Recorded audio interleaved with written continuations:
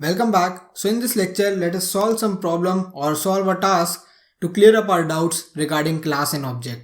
So here we are taking a simple task. We need to take input from a user, that is name, age and marks. We need to create a class, and whenever we initiate that particular class, we are going to call an constructor, and we need to pass three parameters to that constructor. Apart from self, we need to pass name, age and marks. And we also need to create action member, that is our method called display. So whenever this particular method is called for any instance or object, we need to print the information about our student. So that's a simple problem, I guess, but remember we have to take input from user and there are three parameters that we have to pass to our init method. So all we have to do is, firstly we need to take input from user. N as name, A as age and M as marks. The second thing is I need to actually create a class. So here my class will be student. Now I need to call my constructor. So all I have to do is use my def keyword, then double underscore init, and here let me pass self. Don't worry, I remember we have three parameters, but at currently just pass self. And we have to display three parameters, so that will be self dot name, second will be self dot age, third would be self dot marks. Great, that is done. And now the thing is I need to display them, so I have to follow the same method. Let me keep my function name as display, and here I need to pass self and print the values. Okay, I have created my display method. We have to still mess with our init method. Now I need to pass these values into my init to initialize that. So here I am creating my object as student1 and I am using my student class. And as you remember, the first parameter is by default self. The second parameter which I am going to pass is n, that is my name. The third parameter will be my age and the fourth parameter will be my marks. So now whenever I am going to initiate this one, it is going into my init, and here I need to take these three parameters. So this will be n, this will be a, and this will be m. Remember, these are positional argument. That means I am using a same sequence. So here I will be pass my n, then a, and then m. So now what I have done is I created an object, passed these values to my class. Now inside my class these values are initiated. Now these self.name can be used anywhere inside my student class. So in this display method we can use that. There can be hundreds of methods inside a class. With the help of the self.name, a method can understand this is for student 1.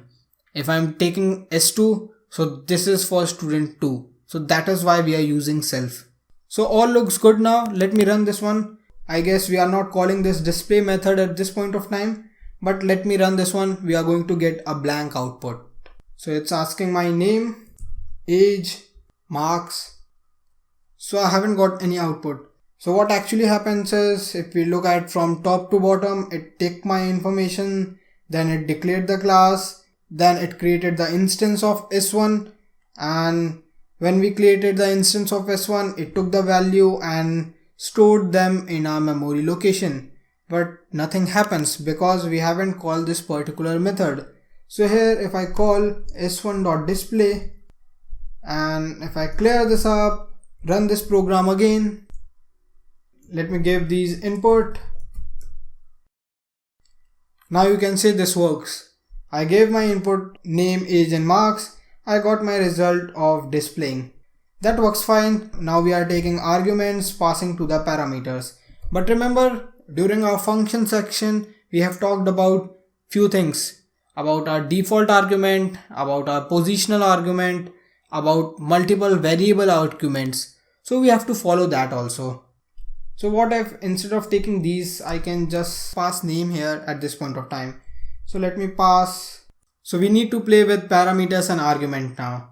So the first thing that is recommended is to save a default value for your argument. So now what is going to happen is Shubham is going to save inside N, 22 is going to store inside A, and 95 is going to store inside M. Things are cool, but what if I am not going to pass this 95? What will actually happen? So we need to pass a default value for everything. So I can add a default argument for marks as 0, and if I run this one, you can see I got hi Shubham, age is 22, and I have got a default marks. We can also play with multiple arguments. So if you remember, I can use 1 star to give multiple values. So now if I give 95, 22, 25, 35, all these values are going to save inside my M. Now you can see my M is now a tuple. And what if I need to pass some keyword arguments? I can do that. Let me clear this up. So all I have to do is use 2 asterisk symbols, remember. So here if I pass 3 values for my marks, that is science, English and maths, 3 keyword argument, and if I run this one, it's going to be saved in our dictionary. So I can play a lot of things with my keyword argument, with my default argument and my positional argument. And remember, we can take input from user and also pass these initialized value to my init function. And if I create a student 2, I can actually change a lot of things. I can change the name, maybe John, and age can be 25, marks can be different. Let me add a print statement for line so I don't get confused. And if I run this one, you can see I got my name, my age, my marks, and then John, age and marks. So that's how my code is getting utilized. I can write a lot of functions in this particular class, and for each instance I just need to call that particular method. I just need to pass that particular value and the problem is solved. So this was one of the good example for class. I hope now you understand init, self, parameters and lot more things. So from the next lecture we are going to do a lot more things with OOPS. I hope you understand things. If you have any doubt, ask in the question section. And keep on following the series. I hope you are enjoying and understanding that. See you in the next one.